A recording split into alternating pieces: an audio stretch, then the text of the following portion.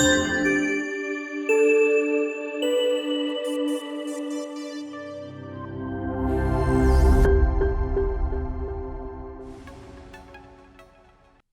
want to start off today by asking you a very simple yet powerful question. Why do you podcast? Why do you podcast?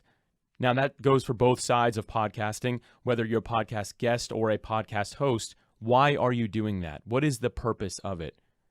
My name is Alex Sanfilippo, and today we're going to dive into why we all need to have a why behind podcasting. It's been found that people that are succeeding the most in podcasting have a very stable and strong why, a big reason for podcasting in the first place. And again, that's on either side of the mic, whether they are a consistent podcast guest that's seeing a lot of success or a consistent podcast host that's seeing a lot of success and has a lot of episodes out at this point. Either side of that equation, they both have a very strong why and purpose for podcasting. And today, I really want to make a case for having a why with podcasting.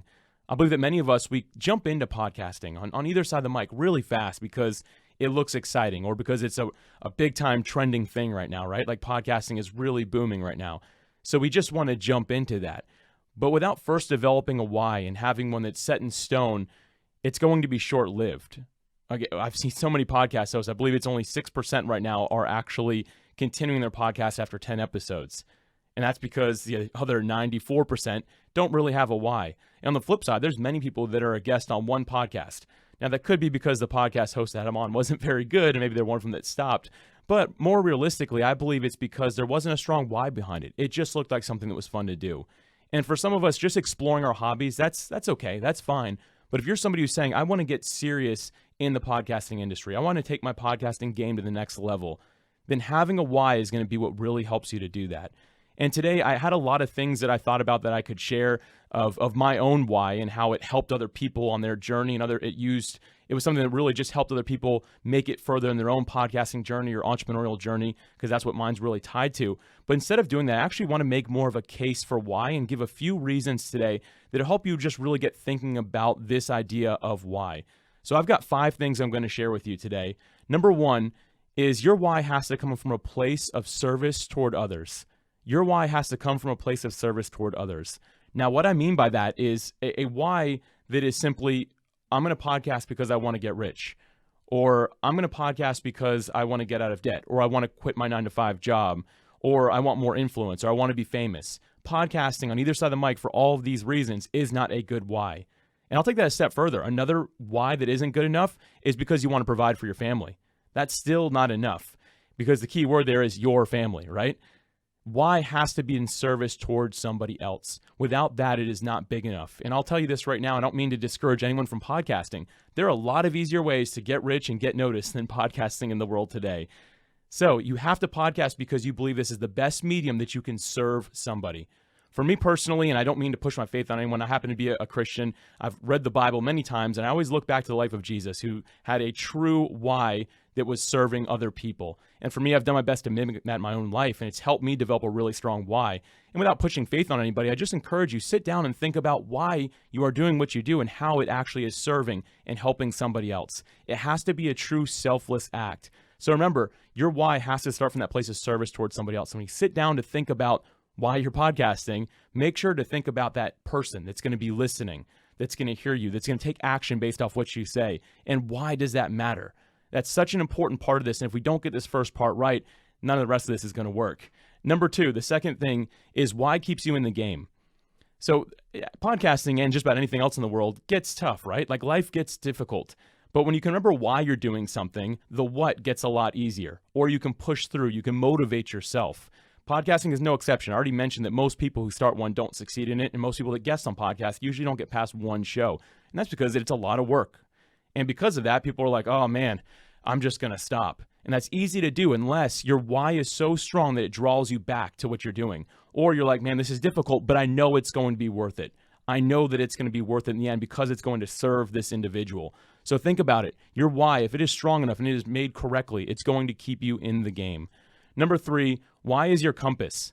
Why will lead you to the direction that you are to go in? It's going to help give you some clarity along the way. What I mean by that is when you are being asked to be on a show that has nothing to do with your why, it gets really easy to say no because you know that's not the direction in which you're best able to serve other people. So, or if you have a show and people are always pitching to be on your show, it's very easy to say, no, I can't go with that guest. And here's why, because it doesn't align with the why that I have. It doesn't align with the people that I am trying to serve. So your why can serve as a true compass for you. In addition to that, we get so many emails every day.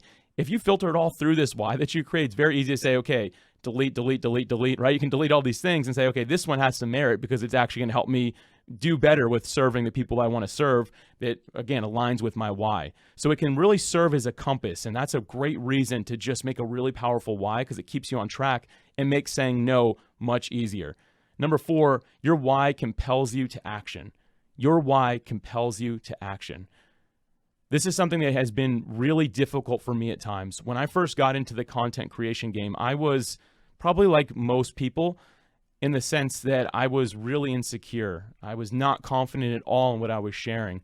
And there are many things that just sat in a draft folder forever, whether that was audio that just sat on my desktop on my computer, or maybe something through like a WordPress blog that just sat literally in that draft folder that built up. I remember at one point I saw that I had reached 100 draft blog posts. And yes, some of them were incomplete thoughts, but the majority of them were just ones I was like, I don't know if I can share this. Like, I don't know if I should. Like, what if someone gets upset about it? What if somebody doesn't like it? But at the end of the day, once I developed a strong why, I was able to go back through those and say, you know what? By it sitting in this draft folder, it is not serving any of the people that I have set out to serve. And with my podcast, I was able to say, you know what? Maybe I'm not the best podcaster yet. I've got a lot of room to go, like all of us do. I'm still a work in progress myself, even after almost 200 episodes now. But I can say, you know what? This serves somebody. It serves the person that my why is about. I owe it to them to ship this work, which simply means to get out there to the world. One of my mentors' name is Seth Godin, and many are familiar with him. And something that Seth has always told me is that without shipping your creative work, which means getting it out in front of the world, the creative work that you're bringing, that's your why, without getting out to the world, it's not serving or helping anybody. As a matter of fact, it could be holding somebody back from the breakthrough that they are currently searching for in their life. So by sharing that, whether you're confident in it or not, by actually taking that action and getting it out there, you might be the change that somebody needs in their life to make it to that next level. So I hope that really encourages you to get out there and just share. As long as it aligns with your why and it's somebody that you're serving, put it out there to the world because you never know who it might impact and affect. And in a later session, I'll probably share more about that with everybody. Moving on to my 5th and final point, you should regularly review your why. Have you ever been in an organization or like a business and you see this beautiful piece of artwork on the wall that has like their mission and their purpose, their core values, their why ultimately, right? We've all probably seen that before. You know, most people can't actually read those. And it makes me think of a story. Back when I was in corporate America, I was working for one company that had a 2-story banner made. And that 2-story banner was huge. It was on this giant wall in the building. Everyone walked past it every single day. It had their core values and their mission right on it. And it wasn't even very long. It was like pretty short. It was just giant text. And one day there was a company-wide meeting. It was a pretty big organization.